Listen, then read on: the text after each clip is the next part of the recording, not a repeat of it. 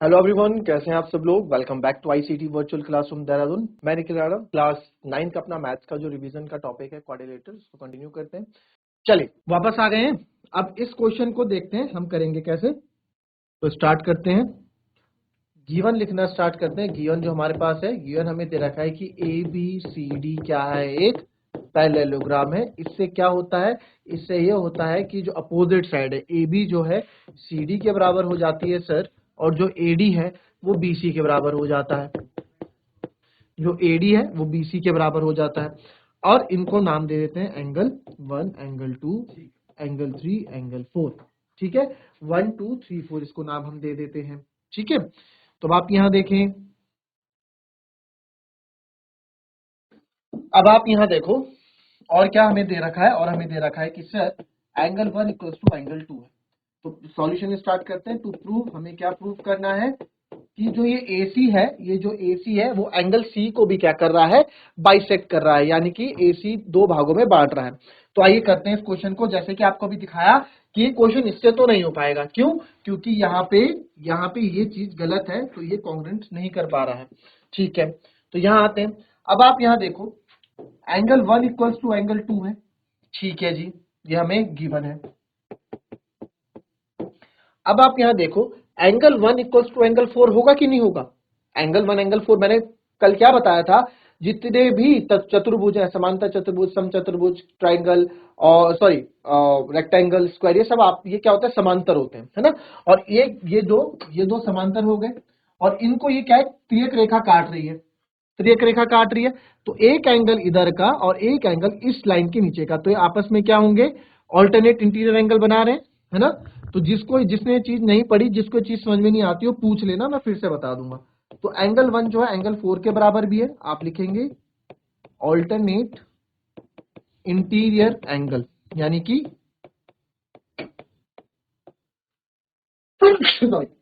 एकांतर अंतः कोण। ठीक है, एकांतर अंतः कोण। और वैसे ही आप देखोगे एंगल 2 भी एंगल 3 के बराबर है। तो एंगल 2 भी सर एंगल 3 के बराबर है। दोनों का रीजन ये है, ऑल्टरनेट इंटीरियर एंगल। इसको मान लो एंगल 1, इसको मान लो इक्वेशन 2, इसको मान लो इक्वेशन 3। तीन इक्वेशन हमारे पास बन गई। ठीक है, अब तीनों इक्वेशन से देखना हम sir from first, second and third equation से, from first, second and third equation, इन तीनों इक्वेशन से क्या रिजल्ट निकलता है। पहला हम देखो, एंगल 1 और एंगल 2 तो बराबर है ही। ठीक है सर, है। अब एंगल 1 सर, एंगल 1 के बराबर एंगल 4 भी है, तो ठीक है, इसके आगे एंगल 4 भी लिख दो कि भाई एंगल 1 के बराबर है। आप बोलोगे सर एंगल 2 के बराबर ना एंगल 3 भी है, ठीक है जी, तो इसको एंगल 3 भी लिख दो। तो ये चारों एंगल आपस में क्या हो गए, बराबर हो गए। चारों एंगल मैंने आपस में बराबर कर दिए। ठीक है, इट मींस ये अगर 30 डिग्री है, अगर ये 30 डिग्री है तो ये भी 30 डिग्री है, ये भी 30 डिग्री है, ये भी 30 डिग्री है, तो ये दोनों भी 30-30 डिग्री हो गए ना। ये दोनों भी 30-30 डिग्री हो गए। या ऐसे समझ लो, या सिंपल आप ऐसे समझ लो, या सिंपल आप कैसे समझ लो, इसका नाम क्या था, 1 2 3 4, है ना। या सिंपल आप ऐसे समझ लो, जब ये चारों एंगल हमने इक्वल प्रूफ कर दिए, तो यहां से एंगल 3 और एंगल 4 भी आपस में क्या हो गए, इक्वल हो गए। तो यही तो मुझे प्रूफ करना था, है ना, यही तो प्रूफ करना था। तो देयरफॉर, बिकॉज आप लिख सकते हैं यहां पे,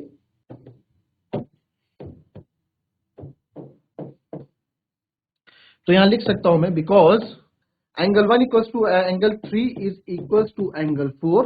तो देयरफॉर हम लिख सकते हैं कि AC bisects angle C also, यानी कि AC एंगल C को भी समद्विभाजित करता है।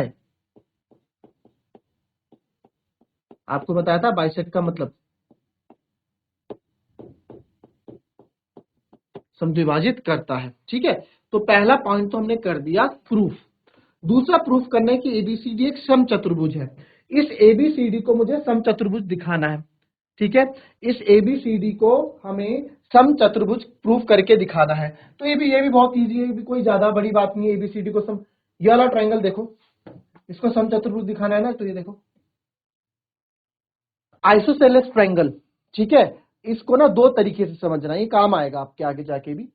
एक तो आपकी बुक में ये थ्योरम लिखी हुई है, ये परिमेय लिखी हुई है कि समान भुजाओं के सम्मुख कोण भी क्या होते हैं, बराबर होते हैं। यानी कि angle opposite to equal sides are equal, वो एंगल, ठीक है, या फिर side opposite to equal angles are equal, यानी कि समान कोणों के विपरीत या समान कोणों के सम्मुख भुजाएं भी क्या होती हैं, बराबर होती हैं। अगर दो समान कोण है, कहने का मतलब क्या है इनका कहने का मतलब है कि अगर ये हमारे पास ट्रायंगल है और ये दो हमारे पास समान कोण है, ये दो हमारे पास समान कोण है, तो इनके विपरीत भुजाएं भी क्या होंगी, बराबर। इसके विपरीत ये, इसके विपरीत ये, तो ये दो भुजाएं भी क्या होती हैं, बराबर होती हैं। ये थ्योरम के तौर पे कही गई है ना।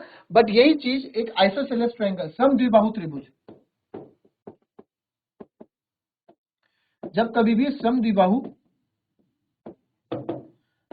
त्रिभुज आप करोगे, ठीक है, समद्विबाहु त्रिभुज आप पढ़ोगे, समद्विबाहु त्रिभुज आप पढ़ोगे, यानी कि आइसोसेलेस ट्रायंगल जिसको हम बोलते हैं, आइसोसेलेस ट्रायंगल में भी यही होता है। आइसोसेलेस ट्रायंगल की दो साइड्स इक्वल होती हैं। क्या बोला मैंने, आइसोसेलेस ट्रायंगल की दो साइड्स इक्वल होती हैं और उन दो साइड्स के अपोजिट एंगल भी क्या होते हैं, इक्वल होते हैं। ठीक है, अगर मैंने कहा कि मेरे पास ये साइड ये है और इसमें ये वाली साइड और ये वाली साइड इक्वल है, ये दोनों साइड इक्वल है, तो इस साइड के अपोजिट है ये वाला एंगल, नाम दे दो A B C.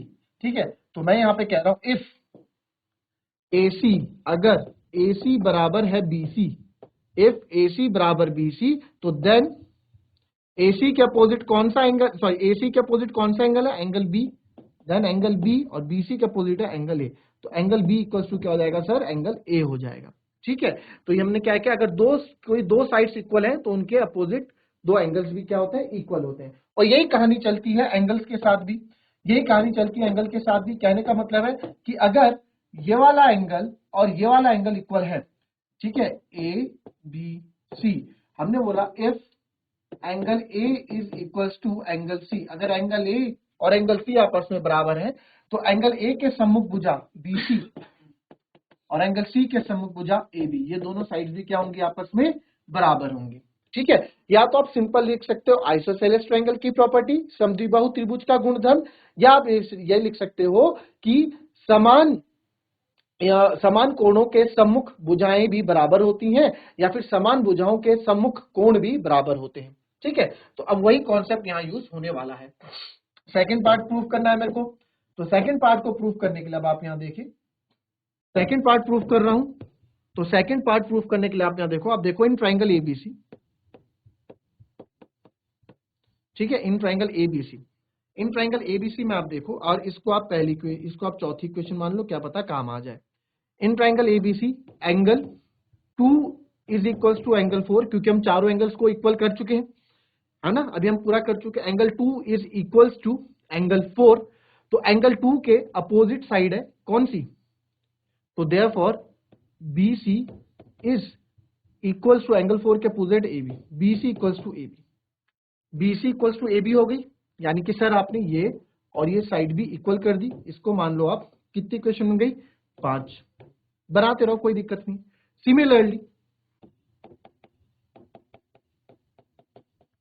Similarly angle 1 और एंगल 2 भी इक्वल है, angle 1 is equals to angle 2। ठीक है, आप चाहे ट्रायंगल ना भी लिखो तो भी चल जाएगा। एंगल 1 इक्वल्स टू एंगल 2, तो यहां पे आप बोल सकते हो एंगल 1 के अपोजिट ये है, एंगल 2 के अपोजिट ये है, तो आप बोल सकते हो यहां पे कि sir AD equals to CD, ये बन गई आपकी छठी इक्वेशन। ठीक है, अब यहां पे देखो और हमें ये गिवन तो है ही, कोई सी भी एक उठा लो, AB इक्वल्स टू CD उठा लो, ये बना दो सातवीं इक्वेशन।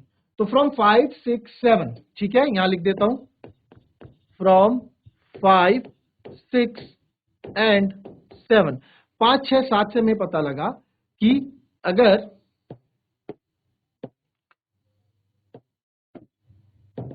हमें ये पता लगा कि AB बराबर है CD, AB बराबर है CD के, ठीक है, और सर AB जो है BC के बराबर भी है, तो सर ये BC के बराबर कर दिया, और ये जो BC है, ठीक है, और ये जो CD है सर ये AD के बराबर भी है, तो चारों भुजाएं हमने एक दूसरे के बराबर दिखा दी, तो therefore ABCD is a rhombus.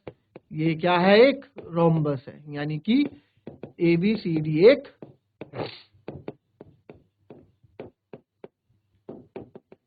समचतुर्भुज है। ठीक है, आप ABCD को समचतुर्भुज तभी प्रूव कर सकते हो जब आपको उसकी प्रॉपर्टी पता होगी। ठीक है, तो ये था क्वेश्चन। अच्छा क्वेश्चन है, कॉपी कर लें इसको। उसके बाद नेक्स्ट क्वेश्चन में आते हैं। चलिए, आई होप ये क्वेश्चन आप लोगों को आता भी था। अब आते हैं नेक्स्ट क्वेश्चन में। चलिए, ये क्वेश्चन है, फिगर है इसका। यहां बोला गया है कि ना पैरेललोग्राम ABCD 2 पॉइंट्स, इसको थोड़ा और ऊपर देखो, आप तब तक समझो, मैं इसको, चलो इस क्वेश्चन को देखते हैं। इजी क्वेश्चन है, कोई दिखने में बड़ा टिपिकली क्वेश्चन लगता है। चलो आप समझते हैं पहले। इन पैरेललोग्राम ABCD यानी समांतर चतुर्भुज ABCD में विकर्ण BD पर दो बिंदु P और Q इस प्रकार लिए गए हैं कि ये BD चतुर्भुज है, ये BD एक विकर्ण है, तो इस पे P और Q इस प्रकार लिए गए हैं कि DP बराबर BQ है। ठीक है जी, DP बराबर BQ, तो फटाफट कर दो, यहां बना दो DP और BQ आपस में क्या है? बराबर है। और आपको बोला गया शो दैट ट्रायंगल APD, जो ट्रायंगल APD है वो ट्रायंगल CQB के क्या है? कॉन्ग्रुएंट है। दो को कॉन्ग्रुएंट प्रूफ करना है, तो कर लोगे कॉन्ग्रुएंट प्रूफ? पायल कर लोगे? गुड, तो करके बताओ। करो, पहले लिखो फिर बताना मेरे को। चलो, तब तक हम गिवन लिख देते हैं। जो क्वेश्चन में गिवन, यहां से स्टार्ट कर रहा हूं, जगह मिल जाए। गिवन क्या क्या है? हमेशा गिवन लिखना चाहिए। एक नंबर इसका भी होता है। गिवन है कि सर ABCD एक समांतर चतुर्भुज है, तो इसमें जगह का मैं इंग्लिश में लिख रहा हूँ, ABCD इज अ पैरेललोग्राम। और साथ में ये बोला गया है कि DP जो है BQ के बराबर भी है। ठीक है, तो पहले पार्ट पे हम आते हैं। चल, पहला पार्ट अभी कर रहे हैं। चलिए, कर दिया पहले? Okay, take the mic. Sir कोण AD मतलब त्रिभुज हम ले रहे हैं APD व त्रिभुज CQB, तो इसमें सर्वाक्ष AD लिख देता हूँ, एक मिनट। इन ट्रायंगल कौन सा बोला आपने? ACD कि APD? नहीं, APD। Okay, and triangle CQB। ठीक है, फिर तो सर इसमें AD बराबर BC। AB बराबर यस सर। AP। अच्छा, ठीक है, AP बराबर सर नहीं, AD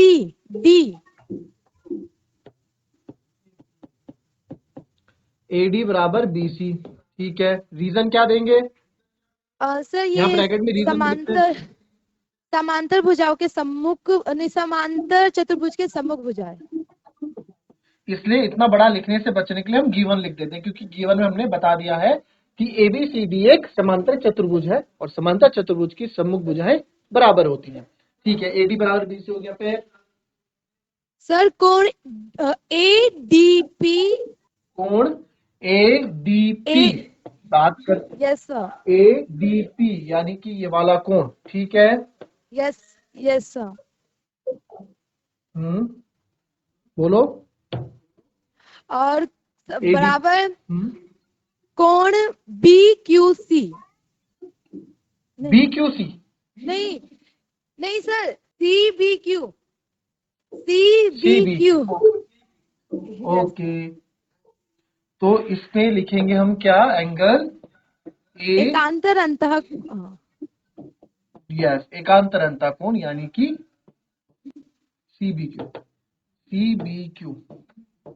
ठीक है, ऑल्टरनेट इंटीरियर एंगल, शॉर्ट में लिख रहा हूं मैं, एकांतर अंतःकोण। अच्छा बेटा, इसमें एक चीज, जैसे आपको भी नाम बोलने में कंफ्यूज हुआ ना, कभी कभार हो भी जाता है एग्जाम में कौन लिखे, तो यहीं पे आप क्या कर दो, यहाँ पे बता दो कि ये एंगल 1 है और यहाँ बता दो एंगल 2 है। ठीक है, तो यहाँ पे आप ADP और CPQ की जगह ये भी लिख सकते थे कि, और यहाँ पे लिख देता हूं मैं इसको, आप ये भी लिख सकते थे कि angle 1 is equal to angle 2, बस। और उसके आप बता देते कि एकांतर अंतःकोण है ना। हमें इतना ज्यादा लिखने की ओके सर। जरूरत नहीं होती, आप केवल वहां नंबरिंग कर दो, ऐसे भी कर सकते हो। तीसरा, सर QB बराबर, नहीं, PD बराबर QB। DP बराबर QB। ठीक है, दिया ये है क्या सर, है?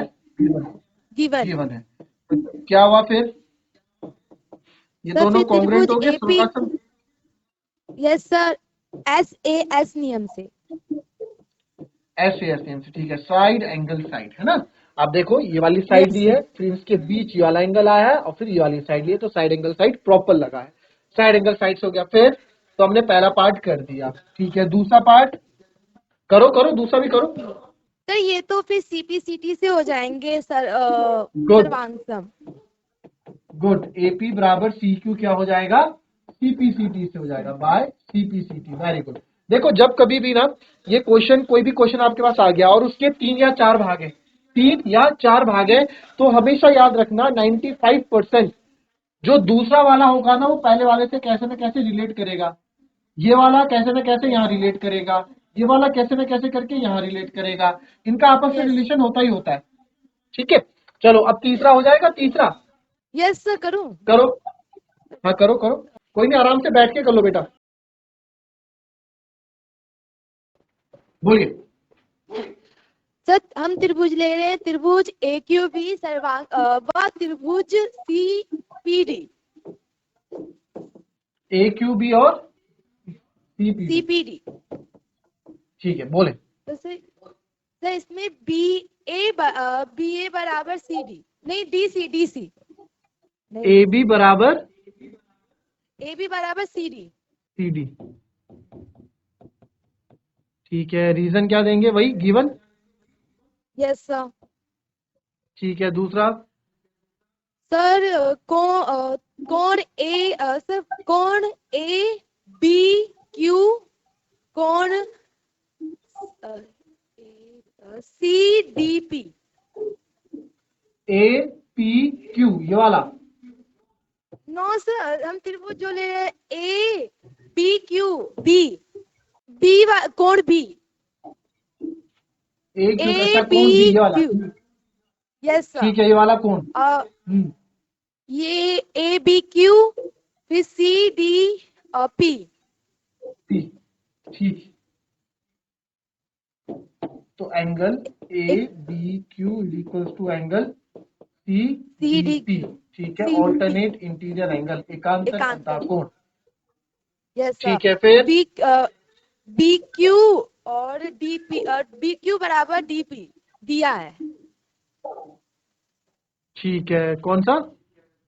BQ अच्छा BQ बराबर DP, ये भी दिया है। ठीक है। तो कौन सा एंगल, कौन सा लग गया इसमें भी? SAS। Very good, by side angle side, ठीक है। वेरी गुड, यस ठीक है। तीसरा भी CPCT से हो जाएगा। Yes sir.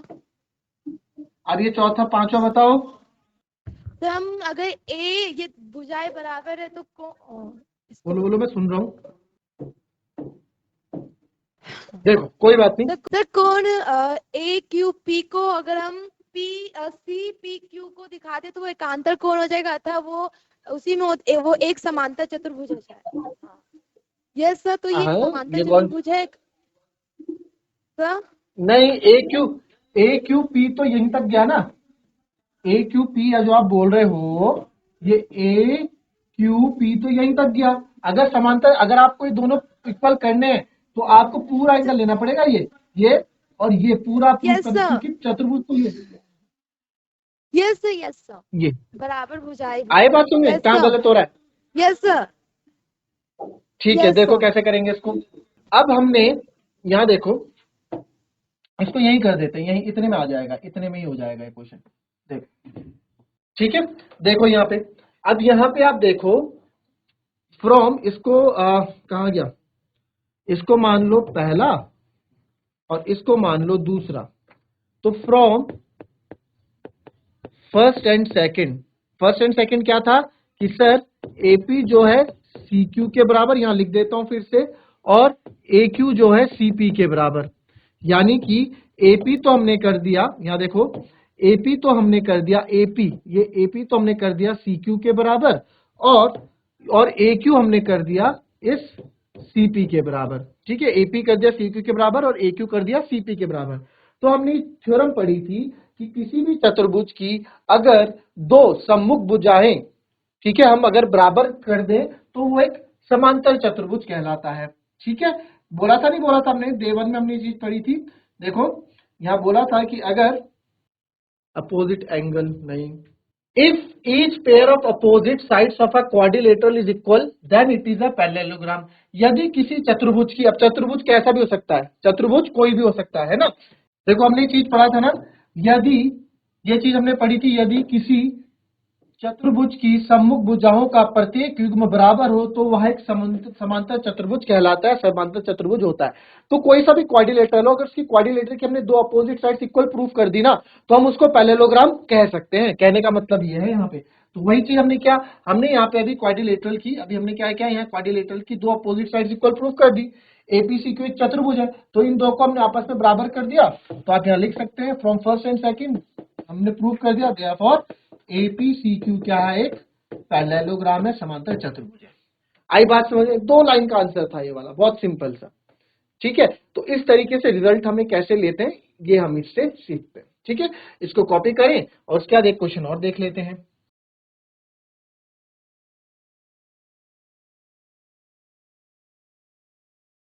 चलो अब ये वाला क्वेश्चन पढ़ो और इसको ट्राई करो। चलिए ये वाला क्वेश्चन देखें, इस क्वेश्चन को देखो, इस क्वेश्चन को ट्राई करो सारे के सारे फटाफट। अच्छा क्वेश्चन है ये भी, देखो खुद से करना है। ठीक है, मुझे पता है आप लोगों ने क्वेश्चंस पहले किए हुए, स्कूल में आपके टीचर्स ने पढ़ा रखे होंगे, बट कोशिश करो कि इस क्वेश्चन को खुद से आप लोग करो, खुद से आप लोग ट्राई करो, ताकि आप लोग के डाउट्स और अच्छे से क्लियर हो।